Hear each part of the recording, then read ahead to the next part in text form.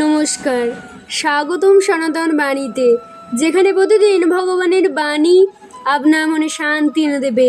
এই বাণীটি আজ তোমাদেরই উদ্দেশ্যে ভগবান ঈশ্বর করেছেন। যদি কষ্টে থাকো এটা শোনো, স্কিপ করার আগে দর্শকের শুনে যাও। ভগবান তোমাকে এই কথাগুলো বলতে চান। আজ আমরা শোনাবো ভগবান বিষ্ণুর আর এক অবতার দেবী মোহিনী। সেই মোহিনী দেবীর বাণী শোনাবো। মোহিনী দেবী অমৃত পান শেখান এবং অমৃত পান করিয়েছিলেন দেবতাদের। লোভ ত্যাগ করো, সত্যের পথে চললে জীবনের প্রকৃত অমৃত লাভ হবে। মোহিনী দেবী অমৃত বিতরণ করে দেখিয়েছিলেন ধর্ম ন্যায়ের পথেই চিরন্তন শক্তির উৎস।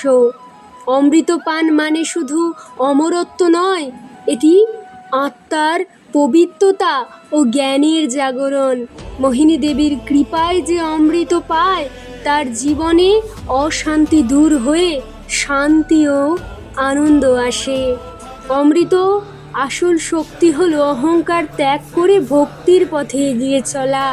মোহিনী দেবী শেখান সৎ ও ধার্মিক সেই প্রকৃত অমৃতের অধিকারী হয়। অমৃত পান জীবনের প্রতীক।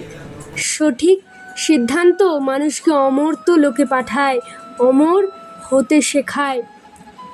মোহিনী দেবীর এই লীলা মনে করায় ঈশ্বর সব সময় সত্য ও ন্যায়ের পক্ষেই থাকেন। তাই আজকের এই বাণীটি যদি ভালো লেগে থাকে তাহলে একটা লাইক করে দাও, আর ফলো করতে ভুলো না। ইউটিউব থেকে দেখে থাকলে সাবস্ক্রাইব করতে ভুলো না।